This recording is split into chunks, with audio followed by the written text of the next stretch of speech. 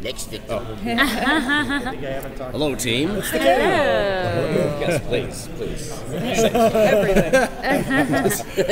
Don't get excited. It's not a big deal. That is so cool hearing you say that. I don't know, because I don't really know. I mean, obviously, I've never really paid attention to what you look like. Yes, it ain't no thing but a chicken wing, as you say on the land.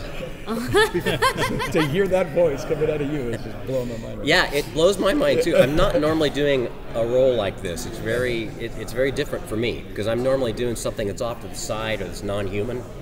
I do some non-human in this. I'm a dolphin and a cat, and that's more of like my regular wheelhouse. But like big pompous center stage superhero is not what I typically do. Pompous but sweet. He's not a jerk. He's actually a really sweet, nice guy. That's part of what I really like about this character. Yeah. He kind of seems to have like an inferiority complex in a lot of ways that he's presented. He does. Yeah. He's vulnerable and a little insecure, actually. As confident as he comes off initially, there's a regalness to the guy that undercuts this kind of little boy aspect of him who just gets giddy when his wife makes a bubble fish and often can kind of call things wrong because he has kind of a it's maybe you could say it's almost a naive take on others because he doesn't assume that they're bad or mean or trying to hurt him. It's almost like that doesn't compute for him.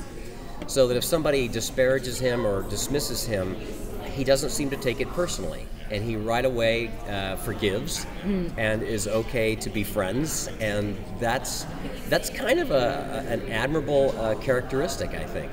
There's something rather sweet about the guy in terms of that. What's it like to mix the humor in this? It's really fun. I mean, they've got a really fun script with this, and they let us be funny. They allow us to have fun, to do off takes, to pepper in other ideas that we have. They have a nice collaborative attitude towards this coming together, and that's part of why I think it pays off so well as far as the humor. It's very funny, and it sounds like an ensemble. It's like a Carol Burnett show kind of a scenario, almost. That shows you how old I am. Yeah. But we all recorded separately, I believe. I don't think I recorded separate, so I didn't know who was in the. In fact, I had to stop it at the end to see who did what with the credits because I didn't. Some voices I can recognize and I can tell. It's like I think that's Gray But like Lobo, it's like I did not know who Lobo was. I had to freeze. I was like, Fred. Doesn't sound like Fred to me. Fred's really good. he do something that's very unique and different. So many have talked about the relationship between Aquaman and Mira in this film. Yes. And what's your take on that relationship and why it works so well even when they're Legos? They have a really sweet, kind of a pure relationship. It's an unclouded love, I would say. She utterly forgives and I think probably finds a little bit adorable his vulnerableness.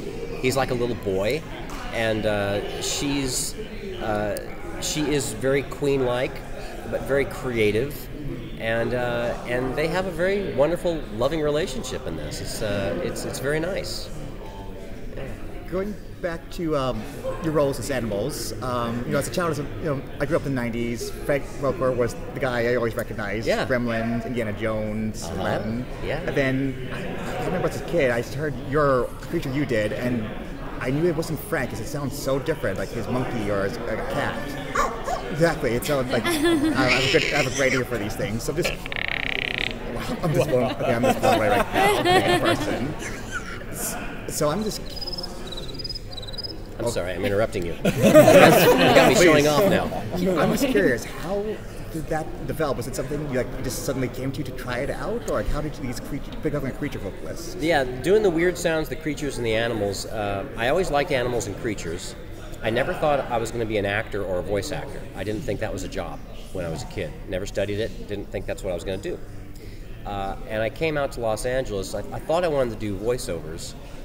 This was back in '93 is when I moved here, but I did a lot of improv and children's theater as well as stage and musicals, and I just liked performing. And because I wasn't a trained actor, I was more of an improv kind of an actor. I really liked doing weird things. I liked doing broad characterizations and making strange sounds. Part of my stand-up is I would act like a giant praying mantis that sang Mozart in German. Okay. And I liked doing weird stuff, and I had no inhibitions about that. Nothing about my training or experience that said be normal or try to fit in. So I was open to that. And then once I started getting cast in things, which tended to be kind of comedic type roles in cartoons in Los Angeles in the mid-'90s, I saw that there was need for things like dragons and monsters and dogs and cats, and it's like, well, I like doing that kind of stuff. I will, I like doing that. And so I started focusing on that to try to sort of put that in my tool belt of skills. And I would listen to CDs of animal sounds and then anything that sounded weird or odd, I would experiment with it and find it. And if I could make it expressive, then I can use it as an actor. And I would work it a little bit, and then it's like I put it on a little shelf in my head, and it was always accessible. And almost inevitably, once I found some new sound and worked it a little bit, I would, like in a week or two, I would use it. And then people started thinking of me as a guy who does that kind of thing too. And then slowly, Frank started working less, I think, and they would call me in, and that's kind of a transition or coexistence. I mean, I still work with him, and he still works. We did a Curious George episode the other day. He was the monkey, and I was doing dinosaur sounds. What a dream come true that is. But yeah, so it kind of organically kind of came together like that for me.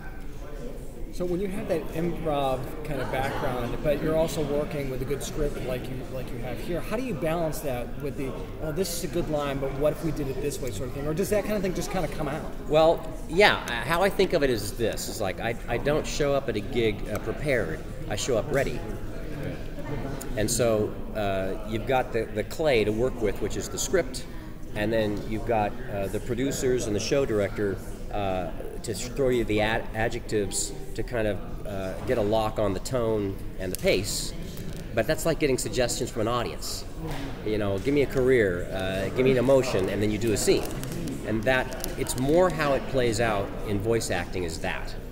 Because if you just get your script and you get a description of your character and even a drawing, that may not be at all. What you come up with may not at all be what they actually want. You can only find that out when you're in the studio with them. And so it doesn't really pay to memorize or really dig down deep into one particular thing, for the most part. Sometimes it may, if they need like a particular accent that they really want, then you may want to research that. But generally speaking, I look at it as an improv.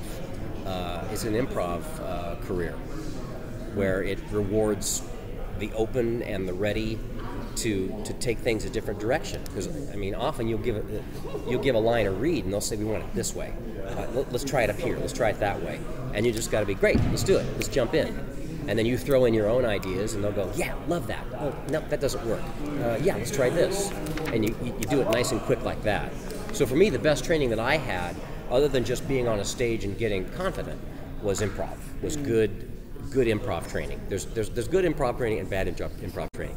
But I was very lucky, especially in Orlando, Florida, to work with SAC Theater, S-A-K Theater. And they had a really great varsity team there with Joe McCrary and Jonathan Mangum and a whole group of really good improvers. And I learned a lot very quickly from them that I use all the time. And that helps you to think fast on your feet a little bit too, doesn't Absolutely. It's part of the value of what a voice actor brings. We're kind of like a studio musician. I don't know if you ever saw the movie The Wrecking Crew. It's about these studio musicians in the 70s and 80s that were like the backbone of most of the pop songs. And if you had a song that you really wanted to pop, you bring them in. And that's kind of what we bring, is you bring us in, You set it down in front of us, and we make it better than you thought it was going to be. That's kind of what we go for. Thank you. Yeah. All the way. Thank you.